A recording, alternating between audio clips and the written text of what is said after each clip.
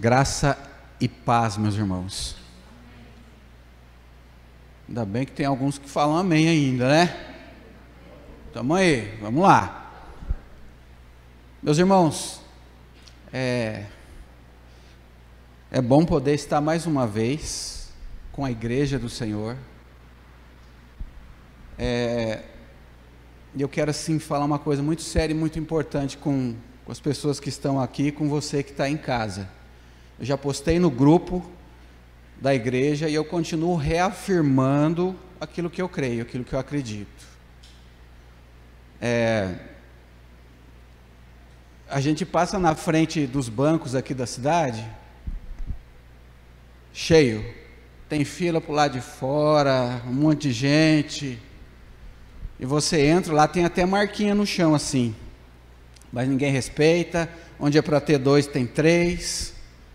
Você passa em frente de casa lotérica, está cheio. Ontem nós tivemos que ir até Rio Preto resolver um negócio lá. Vamos aproveitar, a gente vê direto propaganda de um mercado aí. Eu não vou falar o nome porque não me deu o cachê, então não vou falar. A gente vai lá, fala, vamos aproveitar, vamos lá. Gente, chegou lá, aquele negócio estava bufando e eu pegando um negócio na prateleira, alguém já cafungando aqui no meu ouvido aqui, cheio de gente para lá e para cá, e todo mundo andando para lá e para cá. Você sai na rua, você cruza toda hora com gente, você vai para lá e para cá, e geralmente você está na rua, você cruza com pessoas sem máscara, pessoas conversando, você passa por gente que está dentro do carro, passando o vidro aberto, sem máscara, falando. Sabe, meus irmãos, e daí criou-se sei lá se é um mito, o que é. Eu não sou negacionista, eu sei que é perigoso em todo lugar. Mas se as pessoas vão em banco, se as pessoas vão em supermercado, se as pessoas andam na rua, se as pessoas entram em casa lotérica, se as pessoas... Eu espero que o cristão não vá lá para jogar, mas vá lá só para pagar a conta. Me diz uma coisa, por que você acha que é aqui na igreja, que só eu que estou sem máscara agora aqui? Por que aqui na igreja é mais perigoso que nesses lugares? Diz para mim. Aliás, prova isso para mim. Então, meu irmão, eu quero pedir para você que resolveu que não vai vir na igreja presencialmente, não vá no supermercado também, não vá na casa lotérica, não vá em banco, não vá em lugar, não ande na rua, porque tem pessoas falando e passando e expelindo gotículas carregadas de Covid. Aqui, eu estou vendo todo mundo de máscara, com distanciamento, a gente está na metade da capacidade permitida aqui, hoje. Eu não sei por que na igreja é mais perigoso. Eu tenho minhas teorias da conspiração, meus irmãos. E às vezes eu me sinto um pouquinho na China, porque lá na China é proibido você ter reuniões assim, sempre tem um guarda na porta. O missionário que foi lá, que a gente conhece, ele diz que existem câmeras dentro das igrejas e eles ficam monitorando o que o pastor está pregando, e de repente dá na doida lá, eles queimam uma igreja, sabe? Existe uma pressão muito forte para acabar com o cristianismo, e às vezes eu sinto isso aqui também, estou sentindo isso aqui no nosso país. De dentro e de fora da igreja existe uma pressão para que não haja a celebração de culto. E aí, meu irmão, você mesmo pode dizer por si, a gente vai esfriando. Chega na hora de vir, muita gente fala... Pessoas às vezes que estavam firmes, buscando, e estavam aqui, ou nas outras igrejas aí. Nós conhecemos muitos pastores de igreja pentecostal, de igreja... ortodoxa, de igreja reformada, e todos eles estão dizendo a mesma coisa. Nós estamos perdendo uma grande porção de pessoas que já se desligaram, e eu vejo isso sim, uma grande estratégia de Satanás para enfraquecer e, quem sabe, acabar com a igreja cristã. Então, meu irmão, você que está em casa, é lógico, eu não estou falando daqueles que não podem. Tem pessoas que têm comorbidades, tem pessoas que já têm uma idade. Nós temos pessoas de idade avançada aqui hoje. Eu tiro o chapéu para vocês, viu? Essas pessoas que não podem vir, eu não falo nada, tá certo, tem que ficar guardadinho, quietinho mesmo. Mas aqueles que podem e estão falando, eu te peço, não vá em mercado, não vá nesses lugares, que lá é mais perigoso do que aqui. Aí você vai ser coerente com aquilo que você está falando. Abra lá sua Bíblia em 2 Coríntios, capítulo 5.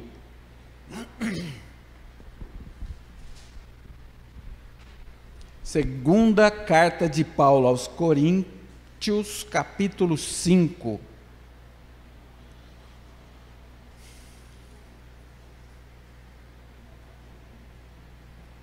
Abra ou ligue, ou não sei. Contanto que você encontre o texto, está uma beleza. Capítulo 5, versículo 17.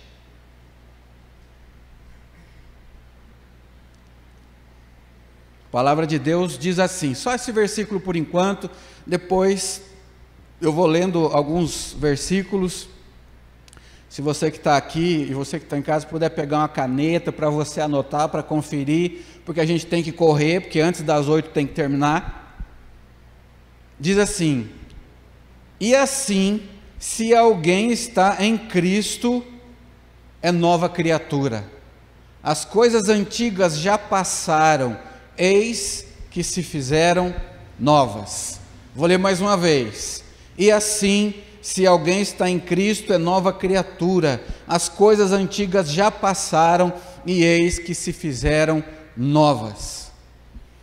Meu irmão, irmã que está em casa, que está aqui, eu não sei se você tem acompanhado algumas pesquisas, e essas pesquisas estão afirmando que quando a pandemia ou passar, ou der uma boa arrefecida, uma coisa muito feia e talvez pior do que a pandemia vai acontecer, ou vai agravar, que é o egoísmo. As pessoas vão voltar para si mesmas.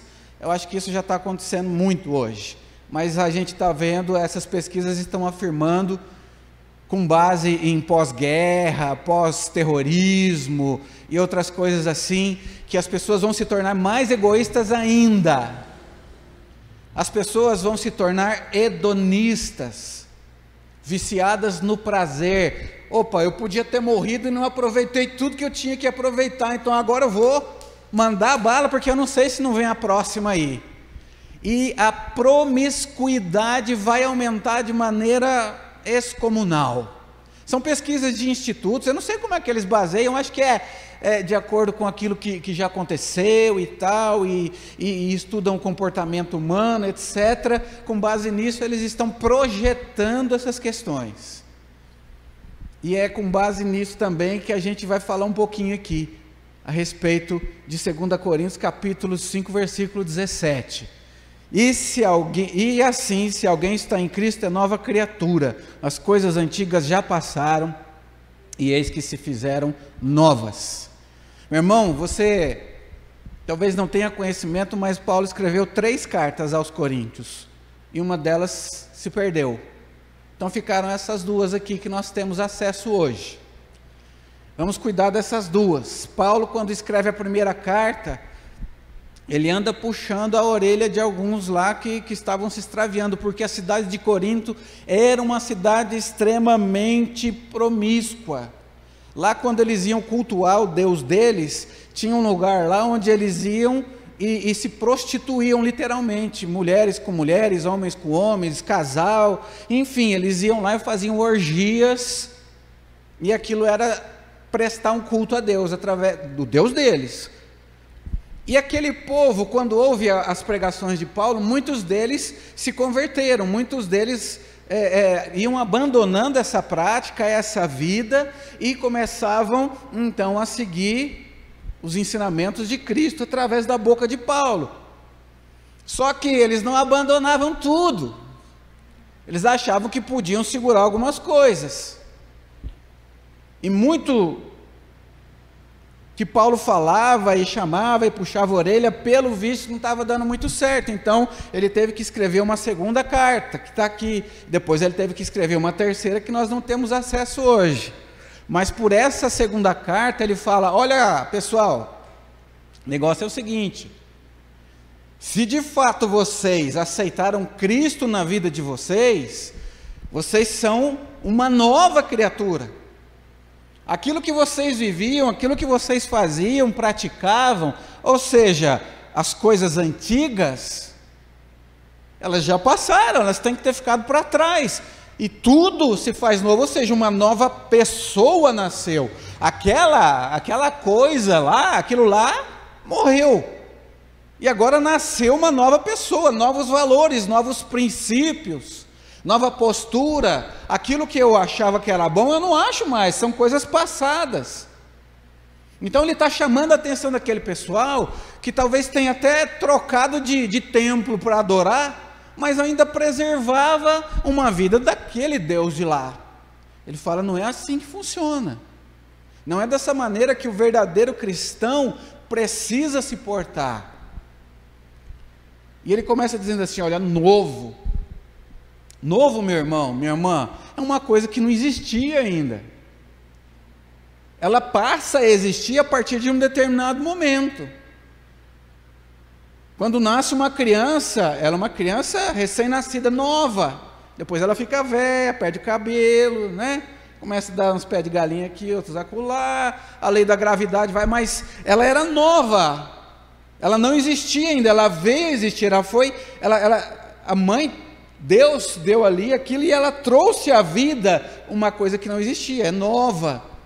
Quando você tem um carro lá que está meio ruim, está lá na sua garagem, aquele carro, você fala, puxa, trabalhei, juntei um dinheirinho, agora eu vou lá, eu vou comprar um carro novo, ele não existia na sua vida ainda. O carro velho vai embora e chega um carro novinho, com cheirinho gostoso, né?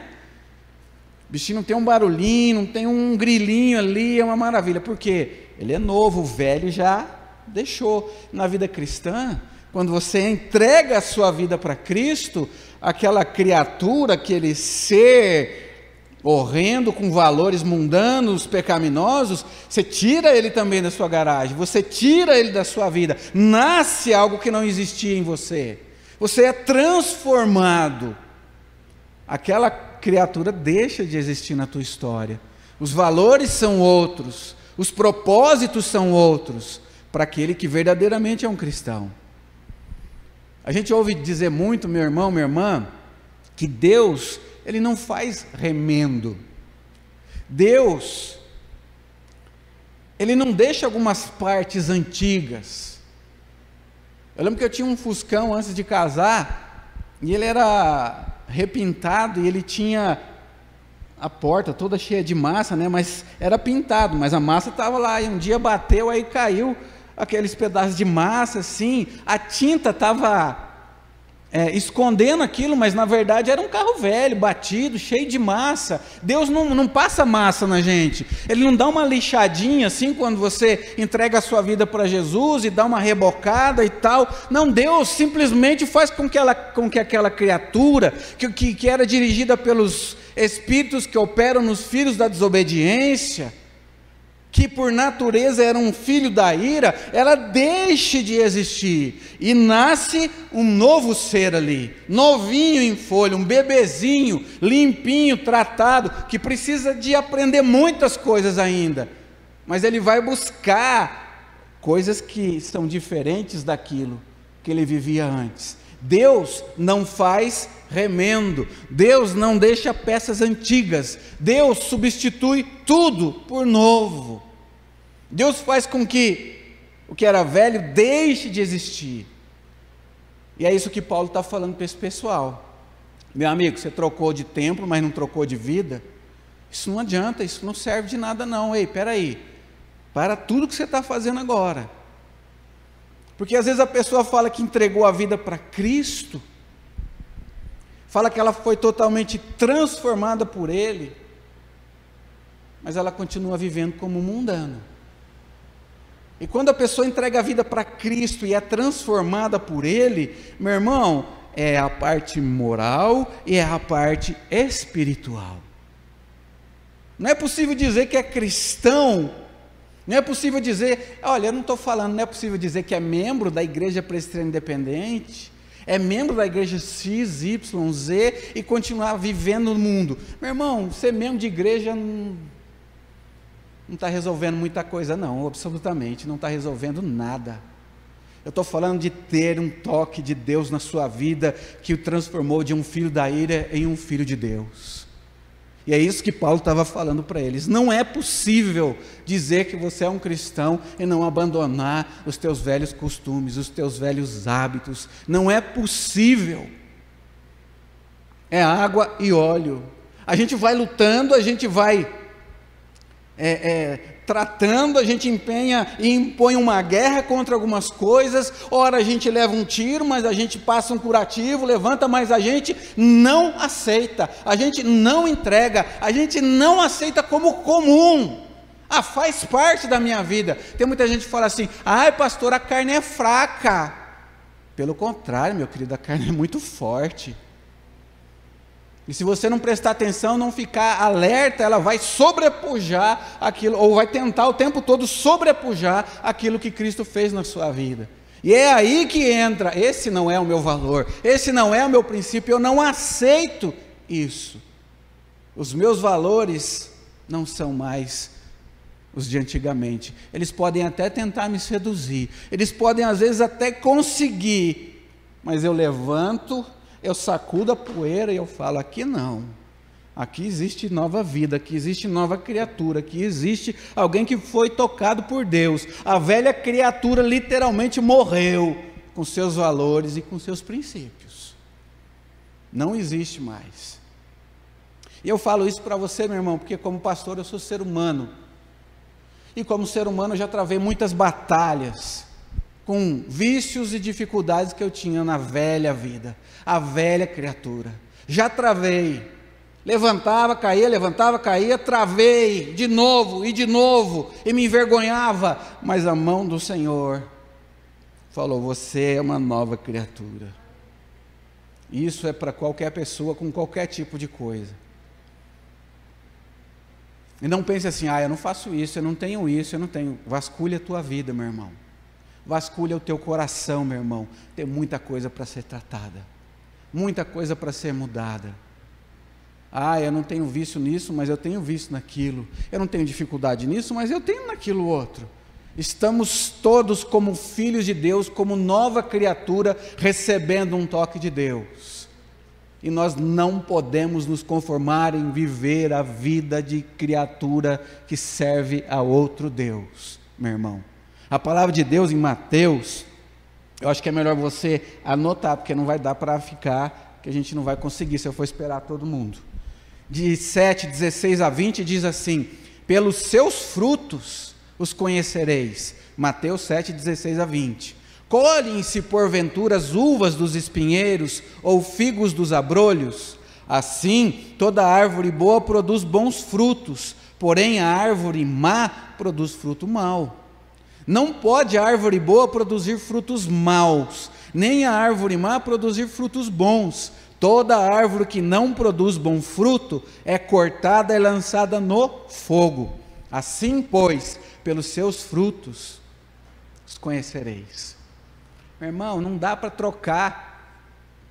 O cabra que não foi transformado, ele pode até ter mudado de igreja, mas se ele não foi transformado, o hábito dele, a essência dele, a natureza dele é má, e ele acha que o caminho do mundo é o caminho certo para se viver, é o caminho correto, não incomoda, não provoca. E é aquilo que eu estou te dizendo, meu irmão, eu e você, nós não somos impecáveis, ainda não chegamos na altura da perfeição, mas a nova criatura luta, ela não admite, ela luta contra tudo aquilo que não é propício de alguém que já conhece o Senhor. Ela não aceita, ela não se rende, ela não se entrega. E nós não temos visto isso em muitos lugares, às vezes na vida de pessoas que se dizem cristãs, mas pelo fruto você conhece a árvore.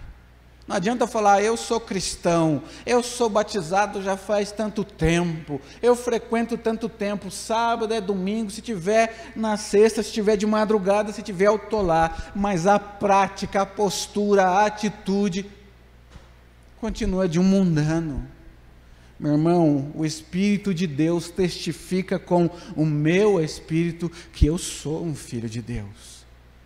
O Senhor Jesus diz que Ele nos acompanharia, e eis que estou convosco todos os dias, até a consumação dos séculos. Todos os dias.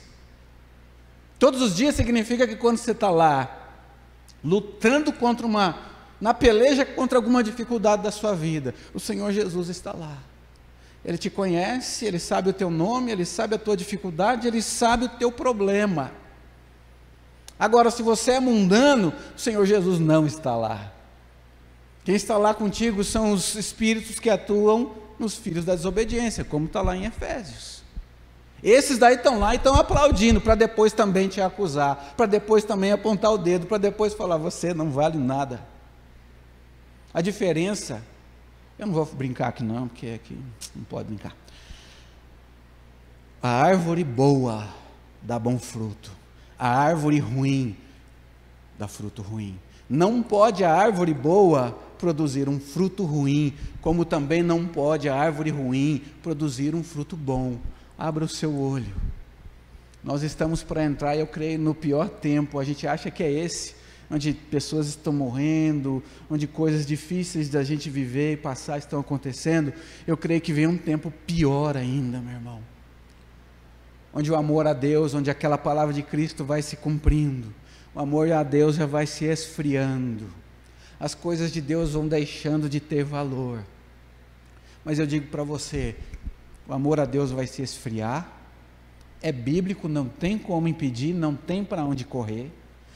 As coisas de Deus vão deixar de ter o seu valor, é bíblico, mas elas vão deixar de ter valor. O amor vai esfriar, como já está esfriando, para aqueles que nunca foram transformados, para aqueles que nunca foram tocados pelo Espírito de Deus, para aqueles que nunca foram chamados a servir ao Deus vivo e verdadeiro, aqueles que nunca foram lavados pelo sangue de Jesus Cristo. Esses sim vão esfriar, como já estão esfriando. As coisas de Deus vão sendo deixadas de lado, vão sendo colocadas para trás, mas aqueles que são nova criatura, mesmo com as suas lutas, mesmo com as suas pelejas diárias, é uma luta diária, meu irmão, não vão esmorecer, não vão se entregar, não vão abandonar ao Deus vivo e verdadeiro, porque com eles está o Espírito de Deus, que testifica com o Espírito deles, que são filhos, porque com eles está o próprio Cristo, que diz, eu jamais te abandonarei, estarei convosco todos os dias, até a consumação dos séculos. Essa é a palavra do Senhor. Meu querido, minha querida, preste atenção. E essa nossa conversa aqui de hoje, sabe, não é um apontar de dedo, mas é um alerta, é um grito, é o grito do atalaia. Porque se você não sente esse fogo, se você não sente, meu querido, essa vontade de estar com Deus, algo está errado no seu coração. Existe algum problema, existe alguma dificuldade. Você pecar, não tem jeito, mas se nós confessarmos os nossos pecados, Ele é fiel e justo para nos perdoar os pecados e nos purificar de toda a injustiça. Existe um perdão e uma limpeza que nos espera, mas quando a pessoa acha que está tudo bem, que está tudo certo, que pode viver do jeito que quer, meu irmão, tem alguma coisa errada com você. Talvez eu nem possa te chamar de irmão. A palavra de Deus nos fala em Mateus capítulo 7, versículo 13. Entrai pela porta estreita, larga é a porta, espaçoso o caminho que conduz para a perdição, e são muitos que entram por ela. Versículo 14, porque estreita é a porta, apertado o caminho que conduz para a vida, e são poucos os que acertam com ela. Meu irmão, a porta larga que está sendo oferecida pelo mundo e por muitas igrejas, que tem um discurso liberal, que fala que você pode viver de qualquer jeito, porque Deus é amor e tudo está certo, tudo está bom, essa porta é muito fácil. Essa porta tem muita gente entrando por ela, mas quando chegar lá no fim desse caminho, meu querido, vai ter uma grande decepção, porque essas pessoas estão indo segundo a palavra de Deus, não a do pastor. Essas pessoas estão caminhando para o inferno, estão caminhando para um lugar de perdição. Meu irmão, adultério é pecado. Ei, adultério é pecado. Encher a cara em boteco é pecado. Homossexualismo é pecado.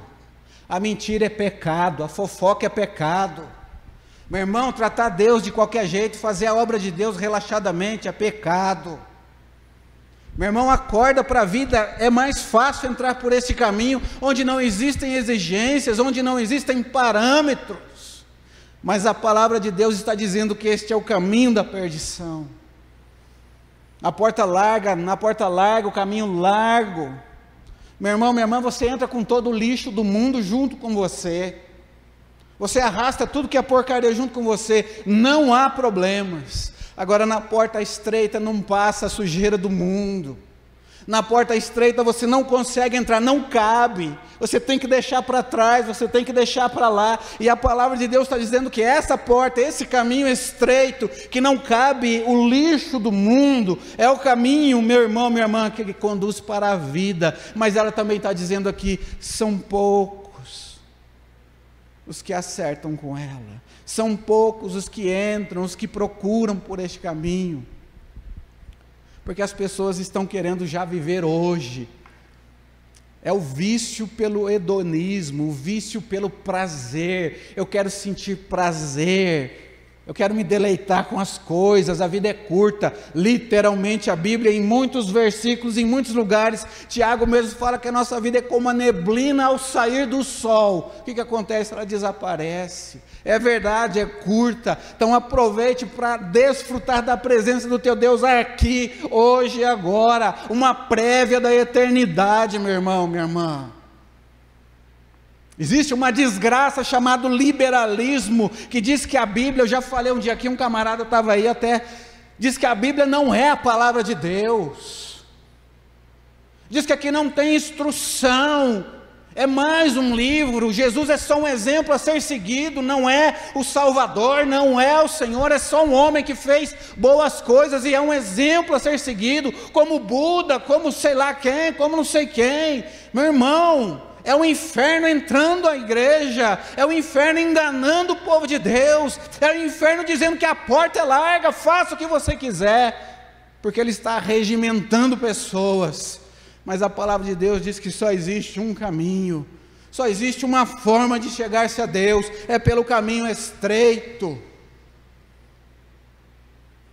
O inferno prega que você não precisa carregar a sua cruz.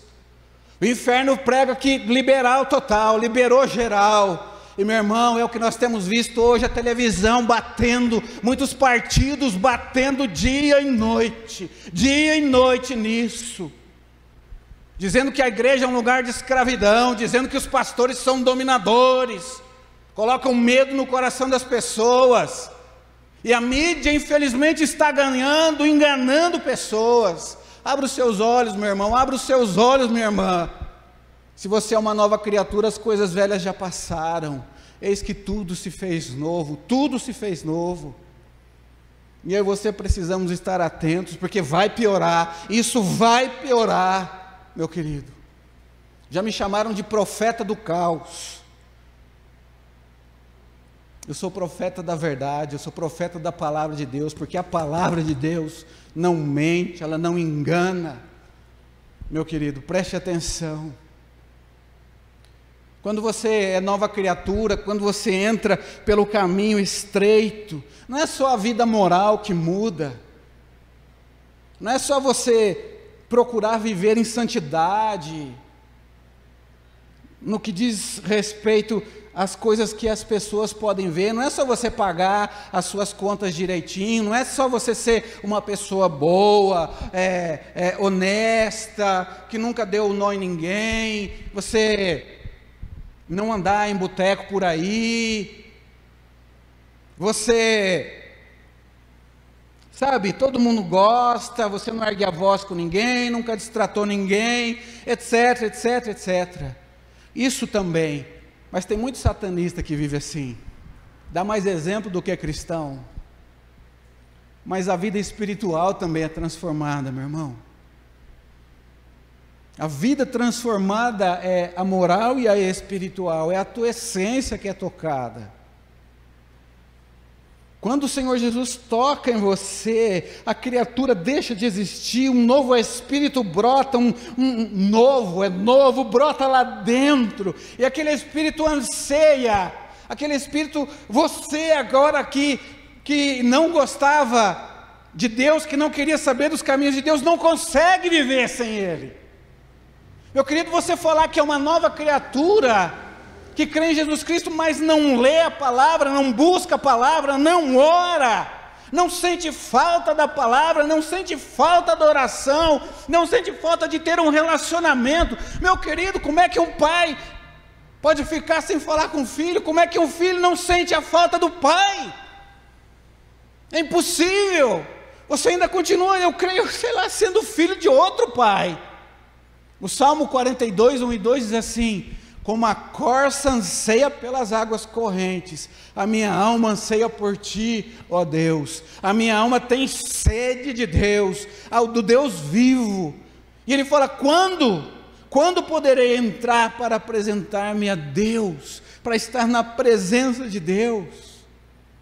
Meu irmão, como é possível dizer que é nova criatura e não ter sede de Deus, não ter fome de Deus? Como é possível dizer que é nova criatura e ficar sem ler a sua palavra, sem buscar a sua presença? Como é possível, meu irmão? Como é possível, minha irmã? Tem coisa errada aí. É a mesma coisa que você fechar o seu nariz e não respirar. Dá para viver?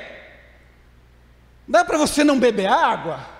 Dá para você não comer e continuar vivo? O Filho de Deus, a nova criatura, não consegue ficar sem orar, não consegue ficar sem ler a Bíblia, não consegue ficar sem buscar a presença do Pai, como nós não conseguimos fisicamente falando, ficar sem respirar, sem comer e sem beber água. E tem uma multidão na igreja que não sabe o que é Bíblia, é analfabeto de Bíblia, não tem relacionamento com Deus, não busca a presença de Deus, não sabe o que é Espírito Santo, não tem vida com Deus. Como isso é possível, meu irmão?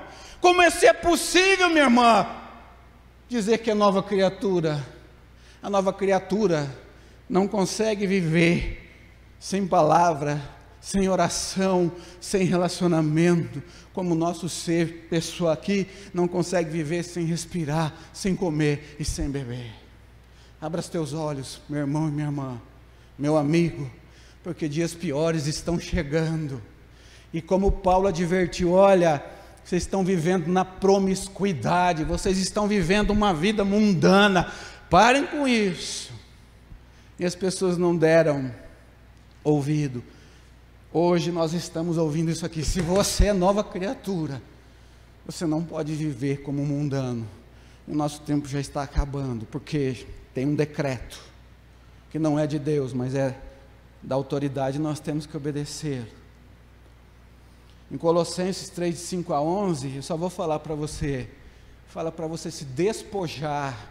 Eu queria que você anotasse isso e lesse na sua casa. Colossenses 3, de 5 a 11. Se despojar é você se despir, é você tirar a sua velha natureza. Filipenses 3, de 7 a 14, diz que Paulo está correndo para o alvo e deixando as coisas que para trás ficam.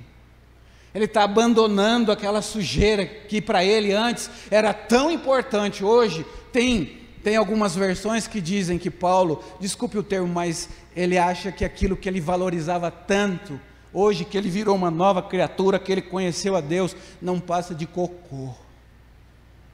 Sabe, meus irmãos, e existem consequências para aqueles que não são, para aqueles que não buscam. E eu vou ler aqui para a gente terminar, Tiago capítulo 4:4. Tiago fala assim: infiéis, não compreendeis que a amizade do mundo é inimiga de Deus? Aquele, pois, que quiser ser amigo do mundo, constitui-se inimigo de Deus. Aquele, pois, que quiser ser amigo do mundo, constitui-se inimigo de Deus. Tiago 4,4. Jesus Cristo, na sua palavra, diz assim: quem comigo não ajunta, espalha. Quem não é por mim, é contra mim. E Tiago diz: se você quer ser amigo do mundo, você vai ser fatalmente inimigo de Deus. Meu irmão, minha irmã, eu tinha muitos outros textos e muitas outras coisas que nós vamos deixar para domingo que vem.